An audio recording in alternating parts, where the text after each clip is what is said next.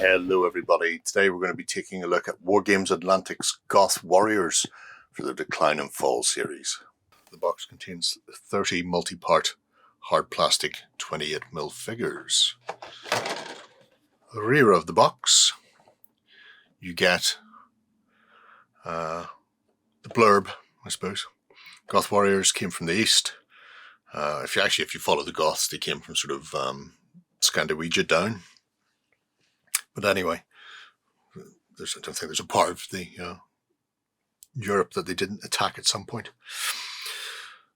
Hard plastic set allows you to build 30 warriors, spear, sword, sling, axe, bow, standards to make full command.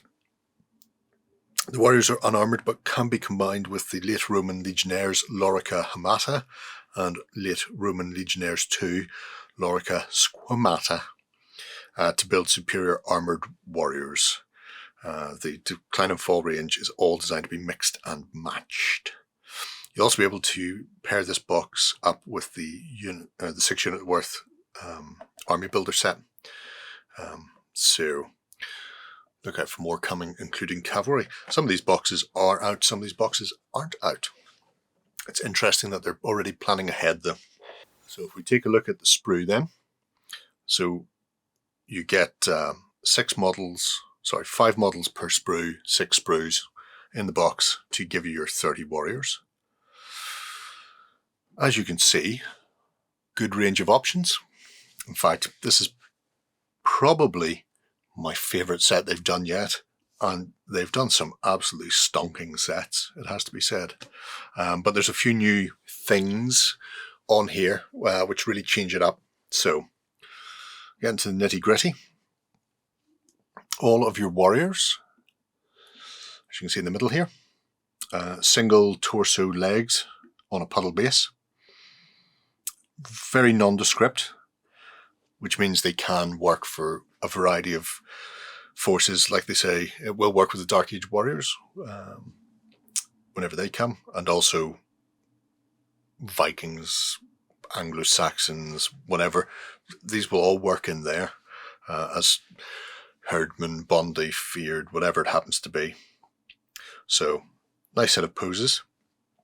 You get one cloak, which is a very textured fur type of thing. We get 6 armoured heads, variety of sort of spangle helm styles, or just reinforced pots. You get 6 bear heads here, and an additional 3 at the top. So, boom, boom, boom. 9 bear head, 6 covered, 15 heads overall for 5 bodies. That's a lot of options. So then starting at the top and working our way down, we have a few little bits of additional accessories. There's a sax-like knife, a top knot or horsehair for a plume. You have 3 scabbards. You have 3 bow. You have 3 slings, so 1 here, and then 2 here. And as you can see, they're not full arms, they're just the options. Likewise, you have spears, or what could be javelins, depending on how you're feeling. 1, 2, 3, 4, 5 of those. Is that right? I thought we had... Oh no, that is right. Yeah, because there are 5 of them. Yes, so everybody can have a spear. There are additionally then some sword arms. However, they can have, or any of these right arms can have them replaced with an axe for less influential warriors, don't have all the status going on. There are 4 shields. I know this has drawn a few eyes from people. 4 shields, 5 bodies. However, there are 5 shield arms. And the shield arms are noticeable because they have a flat back to make gluing the shield on easier. Why have they done that? This is the question I've seen people ask. Why not put another shield on? And I put it to you, another shield and another 2 scabbards would mean leaving something off. And I honestly can't work out what they could have left off. As things stand, you can make 3 bow and 3 sling quite easily, or 5 spear. I can't imagine people are going to be buying these and only making spear and shield or hand weapon and shield. You're going to want some form of bow or slingers to give you some range support.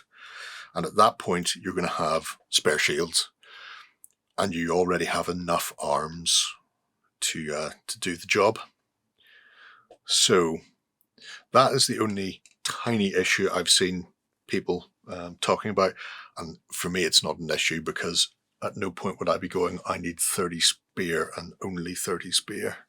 And even then, I live with it. The shield backs are flat with no detail, which means they fit very tightly to the body. And there's also a lovely Draco standard here as well. So, really, really nice sprue. I've built a few models up. Okay, first off, I've got a set of, I suppose, unadulterated builds. So these are the ones that come off the sprue as is. As you can see here, I have our archers. So one has just released. One is still drawing the bow back with an arrow knocked, and one is reaching for a new arrow. I like this setup. There is actually another knocked arrow arm on the sprue, so you could have 2 of them drawing rather than one draw, one loose. But very nice set of arching figures. And yeah, there's not a real large number of Dark Age style archers on the market already in plastic, so I'm very, very happy with these. Next up, and again, unadulterated, we've a couple of, I suppose, regular Goth Warriors. Bare head, spears, not much money to write home about. Again, you can see there, shields fit very nicely on and allow you to rank up very tight. Obviously I have to have the Gerry head on there. It is by law required on a Dark Age sprue. Our last 2 are slightly wealthier. So these have got swords and helms by Jingo. So mold-wise, I haven't seen any issues with any of the sprues. Flashing or mold lines are very, very minimal, and then the sprue gates are easily removed from the miniatures. So build isn't a massive problem. Next up, I have a couple of models that we have to cut. So for our Draco standard, there is no standard pole. So instead what I did was cut the head off a spear, and it actually rests quite neatly around his arm there. So that's just the straight up and down spear. If you want a bit more height on it, you may want to replace the entire spear with a length of wire or a brush bristle. There we have standard telling people where to go. And then our next 2 are ones where we've had to replace the hand. So a nice sharp knife or a good snip will do these. I would not suggest using cheap snips that sort of pinch. If you can get a single bladed pair of snippers, you can get really clean cuts straight off the sprue, which allows you to make things like the slinger here. Again, perfect for any Dark Age army, not just the Goths. And then here we have one of the axe hands. Something to be noted for the sword and axe hands, this axe hands that are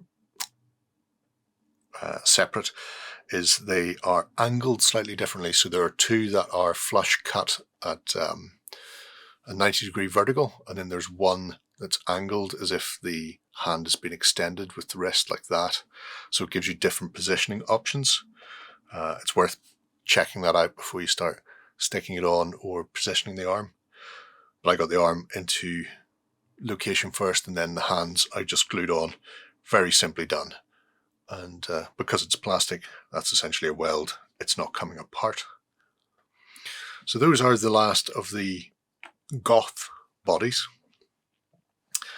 However, I do have the Romans in Hamata, so I thought I'll build a few of these then,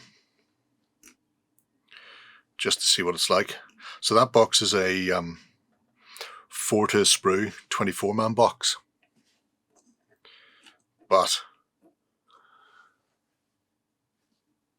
just using the Goth shields, so not the big Roman oval scutums, and also the Goth scabbards, so narrower swords with a bit of detail on it rather than the larger sort of gladius style ones they have. I added both the cloak and a top knot to this leader, and then the very noticeably Roman dagger on the side I just cut and scraped down the bottom brass fitting, just to make it look like just a wide dirk style thing. If you do want to put this cloak on, the Romans all have like a scarf that helps situate their heads and comes out the top of their chain. You will need to carve that down slightly, but once it's on there, I mean, he looks the part. He looks fantastic.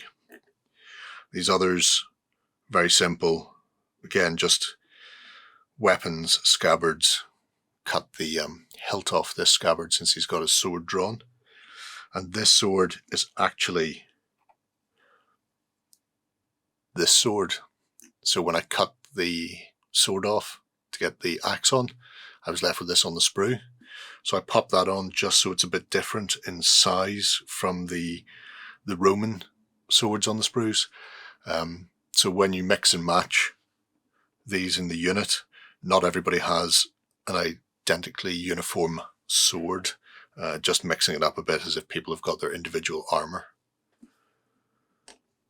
Again, swapped out one of the, I think this was actually something like one of the plumbata throwing darts, replaced it with an axe. Again, just to vary the weaponry up within it. And our last gentleman was the Roman trumpet, went in favour of the animal horn instead. Again, that fitted very nicely. A little bit of positioning while it was all still gluing to get it to line up, but otherwise you can see them as a set of Goth nobles leading their warriors into battle. So there we have it. A jam-packed sprue and an absolute fantastic set of miniatures to put together, especially when you start combining them with some of the release boxes, and when they get there, some of the unreleased boxes as well. The fact they're all cross-compatible between the Romans, the Irish, means that you're going to have an awful lot of options there. And I can see this becoming the go-to box for a sort of Dark Age, early medieval set of fighting men. There's just so many options, and the clothing is generic enough. The weapons are generic enough. Spears and axes are fairly universal, so you can get away with quite a lot there. Slings and bows, again, you're not really going to be standing out too badly if you pop them on the tabletop with some Bondi or Anglo-Saxons or even Normans to a certain extent.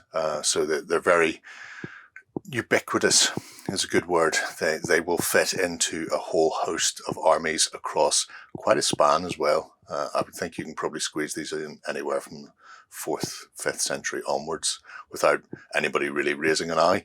But let me know what you think of the Goth Warriors as well, and what your favourite Goth is. Mine's probably Ostrogoth. Until next time, bye-bye. Go ahead and check out our other content on screen now. And while you're at it, why not hit subscribe and remember to ding our dong. Go on, you know you want to click it. Go on.